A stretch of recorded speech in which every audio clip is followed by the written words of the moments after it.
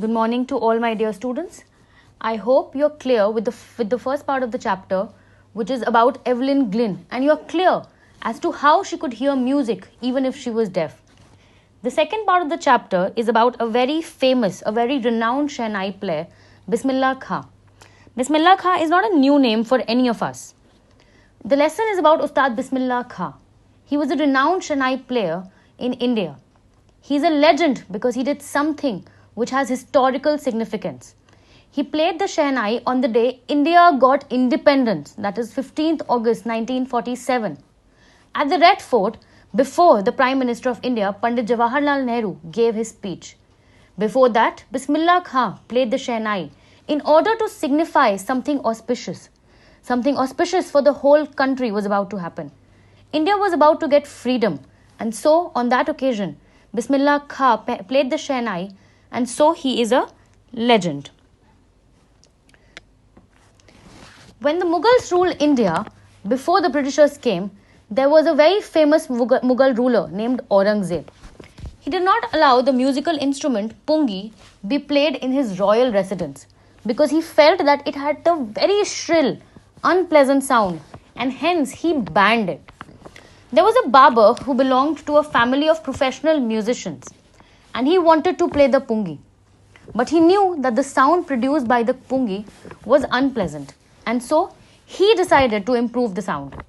This barber took a pipe which was a hollow stem. It was longer and broader than the pungi. He made 7 holes on the body of the pipe. I hope you've all seen a flute. Pungi is something like that. Then he blew air into that pipe and closed and opened different holes. He found that soft and melodious sounds were produced when he did like this. When the barber played this instrument in the royal court, everyone liked the sound produced by it. The royal court thought that this instrument was different from pungi, and so it should have a different name also. Now, there is a story behind the name given to this instrument. This instrument was played for the first time in the royal residence of the Mughal king Shah, and also it was played by a nai, which is a barber. So the instrument was named Shehnai. The sound which was produced by Shehnai was considered to be a good omen, and so it was played on good occasions. The Shehnai was a part of the Naubat. Now, Naubat is an Urdu word and it means traditional ensemble. What is the meaning of ensemble? Ensemble is a traditional group of 9 musical instruments. These 9 musical instruments were played at the royal court, and Shehnai was also a part of it. The Shehnai was played at the king's court, in temples, and at weddings. It was used on stage in performances, and the credit for that goes to Ustad Bismillah Khan, who was a legendary Shehnai player. Moving forward, when Bismillah Khan was 5 years old, he lived in an old estate named Dumrao. Now, Dumrao is in present-day Bihar. He used to play gilli danda there. Also, he would go to the nearby Bihariji temple. Although Bismillah Khan was a Muslim, he would go to the temple and he would sing his song, Chaita, in Bhojpuri language.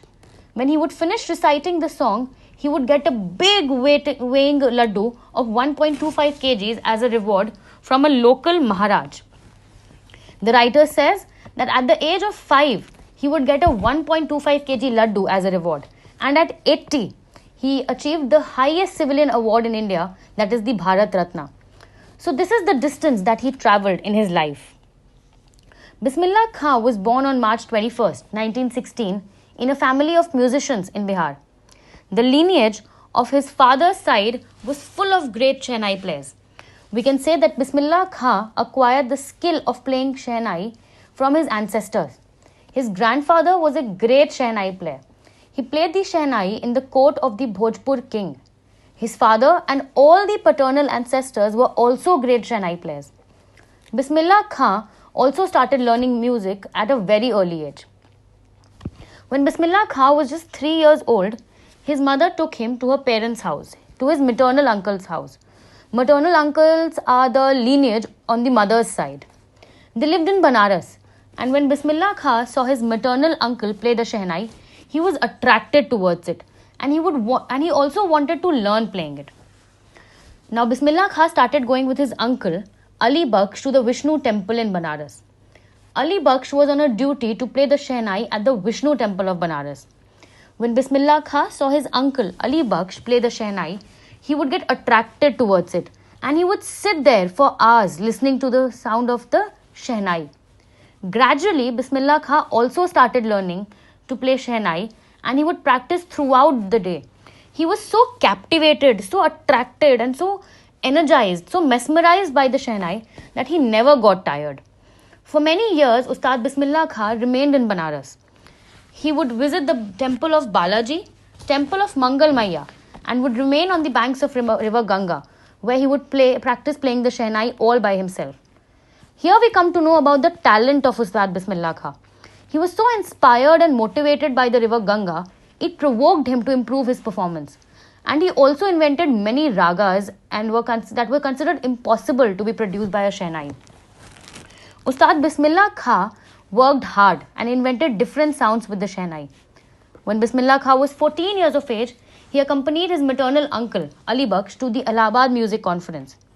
Ustad Fayaz Khan, who is a very renowned local vocalist, heard him play the Shehnai and he was so impressed by his performance that he said that if he worked hard like that, he would make a name in the field of music. When the All India Radio started, its radio station at Lucknow, Ustad Bismillah Khan started performing from there. Often his Shehnai performance would be on air, that is, it would be played on the radio. People would listen to it. The entire country listened to the sound of music. It started from a small radio station. Ustad Bismillah Khan was the first Indian to greet the entire nation through his Shehnai. He played the Shehnai from the Red Fort on the memorable occasion of independence. The rag that he played by Ustad Bismillah Khan on the occasion of the independence of India from the Red Fort was rag Kafi. After his performance, the first Prime Minister of India, Pandit Jawaharlal Nehru, gave his famous speech, which was Tryst with Destiny. I hope you've all learned about it. Bismillah Khan gave many performances in India and abroad. Some of them are memorable, like the one of Afghanistan. The king of Afghanistan, King Zahir Shah, really liked Bismillah Khan's performance and he gifted him many things which were made in Afghanistan, like Persian carpets, etc. So Ustad Bismillah Khan would remember his first visit abroad and that he would always remember the king of Afghanistan. There were many other people who were also attracted to Shehnai's music. Goonj Uthi Shehnai was the name of a Hindi movie. It was made by Vijay Bhatt. He was a film director and he really liked the sound of Shehnai played by Bismillah Khan. And that is why he named his movie as Goonj Uthi Shehnai. There was a song in the movie which was composed by Ustad Bismillah Khan and it became a chart buster. It broke all the records. Although this song was a chart buster and Bismillah Khan got a lot of success from this film, he composed music for only 2 movies. Ustad Bismillah Khan would say that he did not like artificial world of films and the glamour that was there in the film world.